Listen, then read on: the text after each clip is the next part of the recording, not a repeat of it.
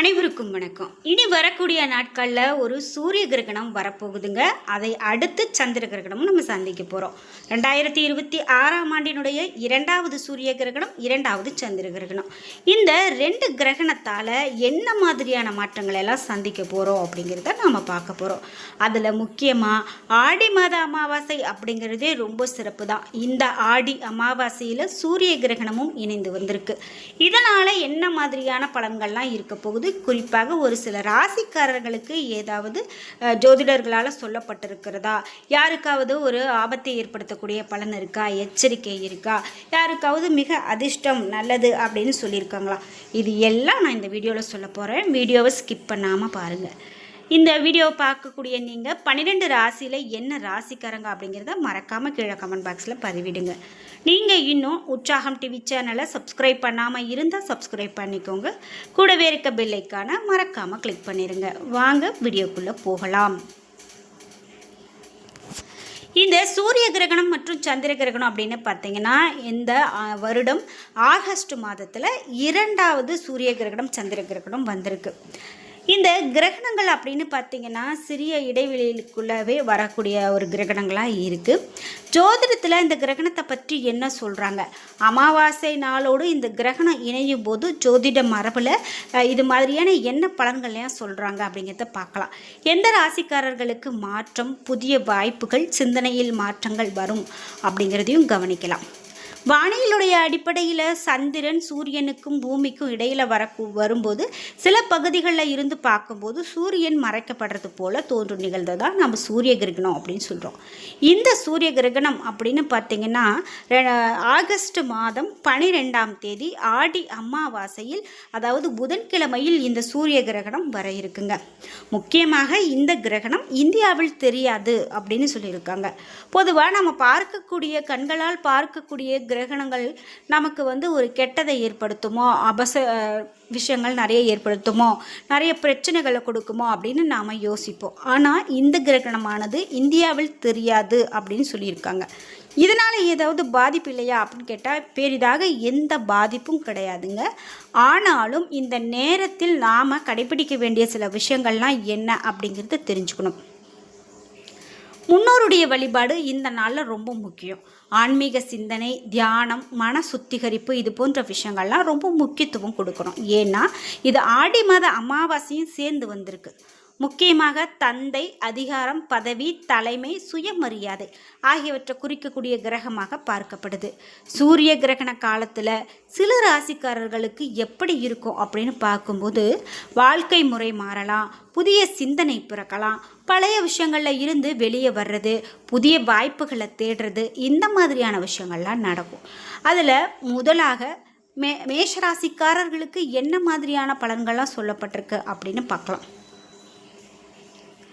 தன்னம்பிக்கை மற்றும் முடிவெடுக்கக்கூடிய திறனை சோதிக்கக்கூடிய காலமாக இருக்கலாங்க. நம்ம கவனிக்க வேண்டிய விஷயம் அப்படின்னு பார்த்தீங்கன்னா, புதிய பொறுப்புகள் உங்களுக்கு வரலாம். திடீர் முடிவுகளை எடுப்பதற்கு முன்னாடி யோசித்து எடுக்கிறது மேஷராசிக்காரங்களுக்கு ரொம்ப நல்லது. பணத்தை பொறுத்த வரைக்கும் தேவையற்ற செலவுகளை கட்டுப்படுத்துறது ரொம்ப நல்லது. உறவுகள் கோபத்தை குறைத்து பொறுமையாக பேச வேண்டியது உறவுகளிடம் ரொம்ப நல்லது. ஆன்மீகத்தை பொறுத்த வரைக்கும் முருகனுடைய வழிபாடு, சிவ வழிபாடு போன்றவை நல்ல ஒரு பலனை இந்த மேஷராசிக்காரர்களுக்கு கொடுக்கும். இதே போல் கடகராசிக்காரர்களுக்கு மனநிலை, குடும்ப உணர்வுகள் தொடர்பான மாற்றங்கள் குறித்து ஜோதிடத்தில் பேசப்படுது. குடும்பத்தை பொறுத்த வரைக்கும் குடும்ப விஷயங்களில் அதிக கவனம் செலுத்துறது நல்லது. தொழில் பொறுத்த வரைக்கும் புதிய வாய்ப்புகள் வந்தாலும் முழுமையாக ஆராய்ந்து செயல்பட வேண்டியது ரொம்ப சிறப்பு. மன அமைதியை பொறுத்த வரைக்கும் அதிகமாக சிந்திப்பதை குறைத்து தியானம், பிரார்த்தனை இவையெல்லாம் மேற்கொண்டு வரலாம். கடகராசிக்காரர்களுக்கு இந்த பலன் சொல்லப்படுது. 3வது ராசியாக துலாம் ராசிக்காரர்களுக்கு உறவுகள் மற்றும் கூட்டாண்மை விஷயங்களில் மாற்றங்கள் வரலாம் அப்படின்னு சில ஜோதிட விளக்கங்கள் சொல்லுது. வியாபாரத்தை பொறுத்த வரைக்கும் புதிய கூட்டாளிகளை தேர்வு செய்யும் போது கவனமாக இருக்கணும். உங்களுடைய திறமையை வெளிப்படுத்தக்கூடிய வாய்ப்புகள் உங்களுக்கு வரலாம். குடும்பத்தை பொறுத்த வரைக்கும் விட்டு கொடுக்கக்கூடிய மனப்பான்மை கண்டிப்பாக உங்களுக்கு தேவைப்படுது. 4வது ராசி அப்படின்னு பார்த்தீங்கன்னா மகர ராசி. பொறுப்பு மற்றும் உழைப்பு தொடர்பான காலமாக சிலருக்கு இந்த சூரிய கிரகண காலம் குறிப்பிடப்படுது. தொழிலை பொறுத்த வரைக்கும் கடின உழைப்புக்கு மதிப்பு கிடைக்கக்கூடிய வாய்ப்பு கண்டிப்பாக உங்களுக்கு இருக்கலாம். பணத்தை பொறுத்த வரைக்கும் சேமிப்பில் அதிகமான கவனம் செலுத்தணும். பழைய பிரச்சனைகளுக்கு புதிய தீர்வு கிடைக்கும் அப்படின்னு சொல்லலாம். நாம் இப்போ 4 ராசிக்கான பலன்கள் என்ன அப்படின்னு பார்த்தோம். இன்னும் மீதம் இருக்கக்கூடிய ராசிக்கெல்லாம் என்ன மாதிரியான பலன்கள் இருக்குது அப்படின்னு தெரிஞ்சுக்கலாம். அதில் முதலாவதாக ரிஷபராசி. ரிஷபராசிக்காரர்களுக்கு பண விஷயங்களில் திட்டமிடுதல், புதிய வாய்ப்புகளை கவனமாக அணுகுதல், குடும்ப உறவுகளை பாதுகாத்தல் ஆகியவற்றில் அதிகமான கவனம் செலுத்துறது ரிஷபராசிக்காரர்களுக்கு ரொம்ப நல்லது. இதுபோல் மிதுன ராசிக்காரர்களுக்கு இந்த சூரிய கிரகணத்தால் என்ன மாதிரியான மாற்றங்களை எல்லாம் சந்திக்க போகிறாங்க அப்படின்னு பார்த்தீங்கன்னா, புதிய கற்றல், தொடர்புகள் மூலமாக நிறைய வாய்ப்புகள், தொழில் மாற்ற சிந்தனைகள் போன்றவை குறித்து ஜோதிடத்தில் சொல்லப்படுது. சிம்மராசிக்காரர்களுக்கு என்ன மாதிரியான பலன்கள் கிடைக்கும் அப்படின்னு பார்த்தீங்கன்னா, சூரியனுடன் தொடர்புடைய ராசி என்பதால் இந்த காலத்தில் நீங்கள் சுய மதிப்பீடு, தலைமை பொறுப்புகளில் அதிக கவனம், அகந்தையை தவிர்ப்பது போன்ற விஷயங்களை கவனிக்கலாம்.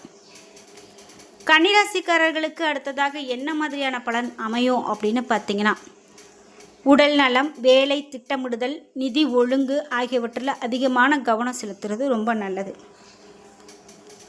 விருச்சிக ராசிக்காரர்களுக்கு அடுத்ததாக என்ன மாதிரியான பலன் இருக்கும் அப்படின்னு பார்த்தீங்கன்னா, விருச்சிக ராசிக்காரர்களுக்கு மன மாற்றம், பழைய விஷயங்களை முடித்தல், புதிய இலக்குகளை உருவாக்குதல் போன்றவை குறித்து ஜோதிடத்தில் பேசப்படுது. இதுவே தனுசு ராசிக்காரர்களுக்கு என்ன மாதிரியான பலன்களை கொடுக்கும் அப்படின்னு கவனிச்சிங்கன்னா, இந்த 2026ஆம் ஆண்டில் வந்திருக்கக்கூடிய இந்த சூரிய கிரகணத்தால் தனுசு ராசிக்காரர்களுக்கு ஆகஸ்ட் 12ஆம் தேதிக்கு மேலே நல்லதொரு பயணம் உருவாகும், கல்விக்கு அதிகமான வாய்ப்புண்டு, ஆன்மீக சிந்தனைகள் உருவாகும் போன்ற விஷயங்களில் அதிகமான கவனம் செலுத்துறது நல்லது. அடுத்ததாக கும்பராசிக்காரர்களுக்கு என்ன மாதிரியான பலன்கள் அமையும் அப்படின்னு பார்த்தீங்கன்னா, புதிய யோசனைகள் பிறக்கும், சமூக தொடர்புகள் அதிகமாகும், தொழில் வளர்ச்சி திட்டங்கள் இது எல்லாத்துலேயும் நீங்கள் அதிகமான கவனம் செலுத்தக்கூடிய ராசிக்காரர்களாக இருப்பீங்க. அடுத்ததாக மீனராசிக்காரர்களுக்கு மன அமைதி, குடும்ப உறவுகள், ஆன்மீக ஈடுபாடு போன்ற விஷயங்களில் அதிகமான கவனம் செலுத்தணும். இந்த கிரகண நாளில் ஆன்மீகமாக நம்ம என்ன செய்யலாம் அப்படின்னு பார்த்தீங்கன்னா, இறை வழிபாடு செய்கிறது நல்லது, தியானம் செய்யலாம், முன்னோருடைய நினைவு வழிபாடு செய்கிறது நல்லது, தான தர்மம் செய்கிறது நல்லது, நல்ல எண்ணங்களோடு நீங்கள் இருக்கிறது ரொம்ப முக்கியம். இவையெல்லாம் ஆன்மீக மரபுகளில் சொல்லப்பட்டிருக்கு. முக்கியமாக நீங்கள் என்னெல்லாம் தவிர்க்கணும் அப்படின்னு பார்த்தீங்கன்னா, தேவையற்ற வாக்குவாதம் தவிர்க்கிறது நல்லது, தேவையில்லாத கோபத்தை தவிர்க்கணும், தீய எண்ணங்களை தவிர்க்கணும், அவசர முடிவுகள் ஆகியவற்றை தவிர்க்கணும். முக்கியமாக இந்த சூரிய கிரகணம் என்பது இயற்கையினுடைய ஒரு அற்புதமான நிகழ்வு. அதை சில பேர் அறிவியல் பார்வையில் பார்க்குறாங்க, சில பேர் ஆன்மீக மற்றும் ஜோதிட பார்வையில் பார்க்குறாங்க. முக்கியமாக நம்மளுடைய வாழ்க்கையை மேம்படுத்துறது நல்ல எண்ணங்கள், சரியான முயற்சி, பொறுமை, இறை நம்பிக்கை, நல்ல செயல்கள் தான் நமக்கு நிறைய ஒரு மாற்றங்களை தரக்கூடியதாக இருக்கும் அப்படிங்கிறதுல எந்த விதமான சந்தேகமும் இல்லை. இந்த ஆடி அமாவாசையும் சூரிய கிரகணமும் ஒன்றாக இணைந்து வரக்கூடிய நாட்களில் இப்படி தாங்க நிறைய ராசிக்காரர்களுக்கு பல மாற்றங்களை சந்திக்கக்கூடியதாக இருக்கும் அப்படின்னு சொல்லலாம்.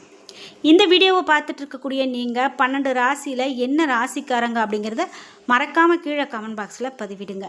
நீங்கள் இந்த கிரகண நேரத்தில் என்ன மாதிரியான விஷயங்களையெல்லாம் தவிர்ப்பீங்க, என்ன மாதிரியான விஷயங்கள்லாம் கவனித்து செயல்படுவீங்க அப்படிங்கிற உங்களுடைய கருத்துக்களை மறக்காமல் கமெண்ட் பாக்ஸில் பதிவிடுங்க.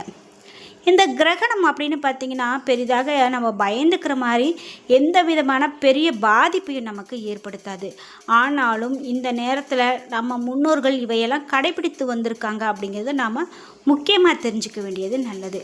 முக்கியமாக நாம் இந்த நாளில் முன்னோருடைய வழிபாடு செய்யணும் அப்படின்னு ஏன் சொல்கிறாங்கன்னா, கண்டிப்பாக வருடத்தில் வரக்கூடிய மூன்று அமாவாசைகள் ரொம்ப முக்கியமானது. அதில் ஒன்று தான் இந்த ஆடி மாத அமாவாசையும். என்ன நண்பர்களே, இன்றைக்கி வீடியோவில் நம்ம சூரிய கிரகணத்தை பற்றிய நிறைய தகவல்களை தெரிஞ்சுக்கிட்டோம். இந்த வீடியோ கண்டிப்பாக உங்களுக்கு ரொம்ப பயனுள்ளதாகவும் பிடித்ததாகவும் இருந்திருக்கும். வீடியோ உங்களுக்கு பிடிச்சிருந்தால் லைக் பண்ணுங்கள், ஷேர் பண்ணுங்கள், கமெண்ட் பண்ணுங்கள். நீங்கள் இன்னும் உற்சாகம் டிவி சேனலை சப்ஸ்கிரைப் பண்ணாமல் இருந்தால் சப்ஸ்கிரைப் பண்ணிக்கோங்க. கூடவே இருக்க பெல் ஐக்கானை மறக்காமல் கிளிக் பண்ணிடுங்க. நன்றி வியூவர்ஸ்.